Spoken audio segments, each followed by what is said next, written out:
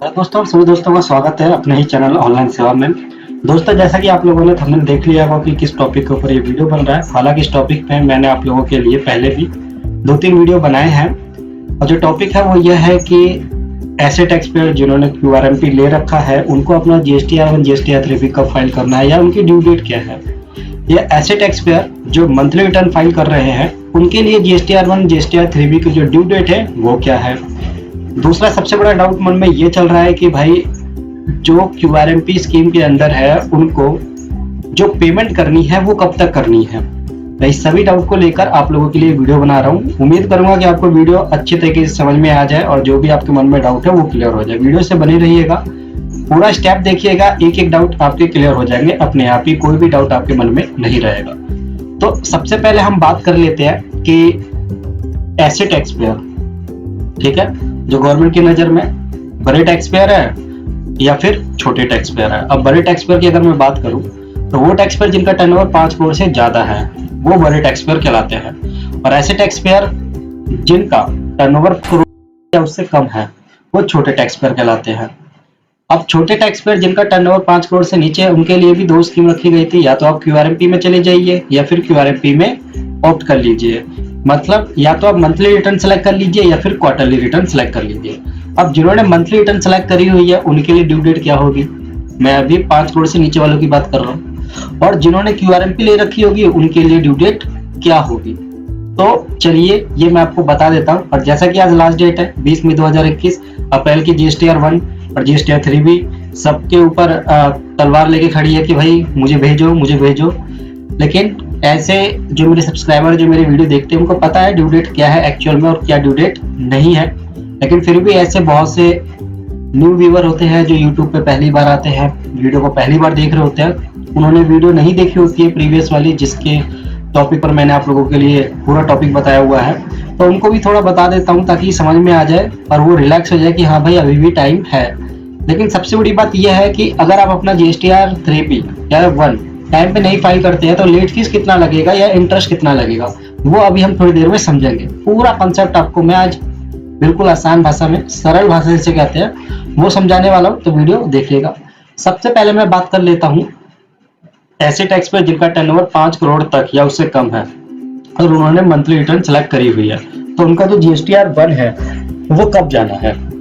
तो इस टॉपिक को लेकर मैंने आप लोगों के लिए एक वीडियो बनाया था और उस वीडियो में मैंने आप लोगों को कहा था कि टेलीग्राम से जुड़ जाइए, क्योंकि टेलीग्राम से जुड़ना बहुत जरूरी है आप लोगों के लिए। वहीं पर इस तरीके का जो भी चार्ट मैं बनाता हूँ तो मैं अपने टेलीग्राम पे शेयर कर देता हूँ। तो ये ऑल रिटर्न ड्यू डेट था, ठीक है, अप्रैल मई के लिए, और ये मैंने शेयर कर दिया था। तो जिन्होंने टेलीग्राम ज्वाइन किया होगा उनको ये मिल गया होगा और जिन्होंने नहीं ज्वाइन किया वो ज्वाइन कर ले, वहां पे ये है, वहां से वो ले सकते हैं। तो सबसे पहले मैं बात कर लो यहाँ पे, देखिए मैं क्या बात कर रहा था, ऐसे टैक्स पर जिनका 5 करोड़ तक या 5 करोड़ से कम है तो उन लोगों के लिए। मार्च की मैं बात करूंगा नहीं क्योंकि मार्च की डेट जो है वो निकल चुकी है, सिंपल सी बात है। अब हम बात करेंगे अप्रैल की। अप्रैल मंथ की जो जीएसटीआर1 है वो है 26 मई लास्ट डेट, और जीएसटीआर3 भी जो है वो 19 जून 2021 तक आपको फाइल करना है। क्वेश्चन यहाँ पे ये हो सकता है कि सर अगर मैं 26 मई 2021 को अपना जीएसटीआर1 फाइल नहीं करता, ठीक है, उसके बाद अगर मैं करता हूँ तो क्या होगा। जैसा कि आप सभी जानते हैं कि अप्रैल मंथ का जो जीएसटीआर1 है वो 13 तारीख लास्ट डेट थी। ऐसे टैक्स पर जिनका टर्नओवर 5 करोड़ से नीचे है तो वो 13 तारीख तक अपना रिटर्न आराम से फाइल कर सकते थे, लेकिन इसको एक्सटेंड कर दिया गया, 26 मई तक कर दिया गया। आप लोग स्क्रीन पे यहाँ देख सकते हैं, ठीक है।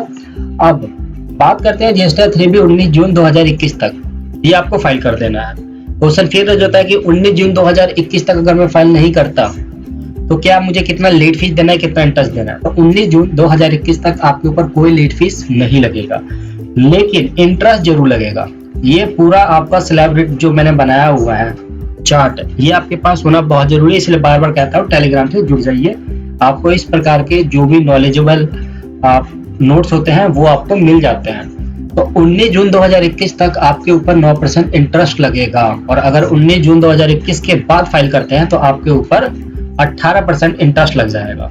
लेट फीस आपके ऊपर बिल्कुल नहीं लगेगा 19 जून 2021 तक। इसके बाद लेट फीस वही है 25 रुपए, 50 रुपए, ठीक है। तो आपके ऊपर जो भी एप्लीकेबल होगा, नील होगा, तो जो रेट लगना है वो लगेगा, और अगर टैक्सेबल वैल्यू कोई टैक्स वगैरह बनता है तो 50 रुपए आपके ऊपर लेट फीस लगनी पर डे के हिसाब से स्टार्ट हो जाएगी। तो ध्यान रखिएगा कि आप अपना GSTR1 टाइमली फाइल कर लें, ये बहुत जरूरी है।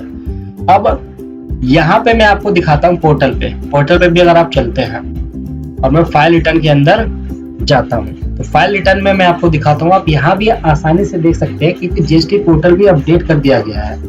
तो आपके मन में किसी प्रकार का कोई डाउट तो भाई बनता ही नहीं है, लेकिन फिर भी डाउट बन रहे हैं, क्वेश्चन आ रहे हैं मेरे पास, तो उसी चीज को लेकर ही मैं आप लोगों के लिए वीडियो बना रहा हूँ। अब यहाँ पे मैं आपको दिखाऊंगा कि आप यहाँ पे भी आसानी से चेक कर सकते हैं कि भाई आपका जो GSTR1 है और जो GSTR3 भी है उसकी लास्ट डेट क्या है, एक्चुअल में लास्ट डेट क्या है। तो पोर्टल पे जब आप जाएंगे और पोर्टल पे जाने के बाद यहाँ से आप अपना मंथ सेलेक्ट कर लीजिएगा, किस मंथ का आप रिटर्न फाइल करने वाले हैं।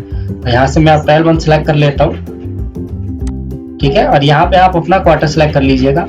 इसके बाद सर्च में क्लिक कर देते हैं।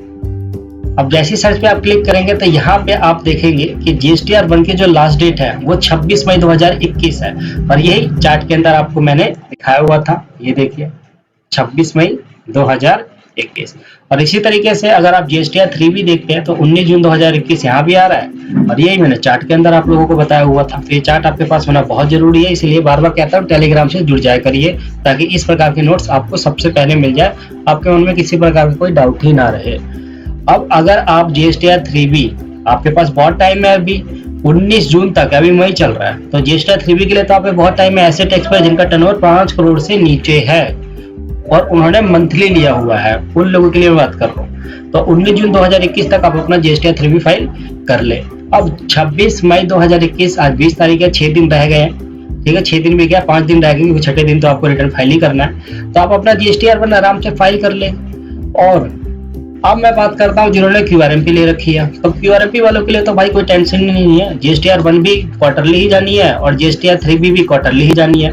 लेकिन यहाँ मुद्दा ये आता है भाई कि आपको हर महीने QRMP कहने के लिए है कि बहुत इजी है, गवर्नमेंट ने आप लोग को लॉलीपॉप दे दिया है, आपको क्या मुझको भी दे दिया है। तो वो लॉलीपॉप ऐसा लॉलीपॉप है कि भैया ना तो निकला जाएगा ना चूसा जाएगा, साफ बात है।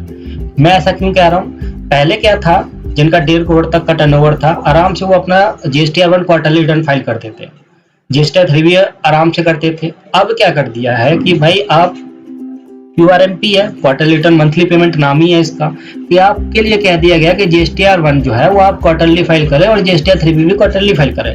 लेकिन IFF का एक फैसिलिटी भी दे दिया, हालांकि वो ऑप्शनल है, कि आप अपना GSTR1 ऑप्शनल IFF के थ्रू फाइल कर सकते हैं। और उसके अंदर भी सिर्फ आपको B2B और B2B से रिलेटेड जो भी होंगे, अमेंडमेंट करना हो या क्रेडिट डेबिट नोट चढ़ाना हो, सिर्फ वही अपलोड कर सकते हैं। B2C के केस में ऐसा कुछ नहीं है। तो आपको मंथली फाइल करना है, लेकिन ऑप्शनल है। ऑप्शनल किस बात का है भाई, अब जिसको आपने माल सेल किया है वो अगर आपको डंडा करने लग जाएगा तो आपको तो मंथली फाइल करना होगा ना। पहले ऐसा नहीं था, पहले आप कह देते थे, सबको पता था कि भाई ऑप्शन ही नहीं है, क्वार्टर बेस पर ही रिटर्न जाएगी, कोई ऑप्शन था ही नहीं। लेकिन अब ऑप्शन है, तो जिसको आपने माल सेल किया होगा वो आप में डंडा कर देगा कि भाई मुझे अपना इनपुट लेना है, रिटर्न फाइल कर दे। तो भाई इससे रिलेशन खराब हो अगर आप अपना रिटर्न फाइल नहीं करते हैं, तो इसीलिए आपको अपना रिटर्न फाइल करना होगा। अब बात कर लेते हैं GSTR3 भी। तो GSTR3 भी आपको क्वार्टरली रिटर्न फाइल करनी है, सिंपल है, क्वार्टर बेस पर ही करना है, लेकिन पेमेंट आपको मंथली बेस पे करना है, इसीलिए उसका नाम QRMP है, क्वार्टरली रिटर्न मंथली पेमेंट। तो GSTR3 भी भले आप क्वार्टर बेस पे फाइल करें, लेकिन पेमेंट आपको करना है। और पेमेंट भी कब करना है, जब आपका टैक्स बन रहा हो।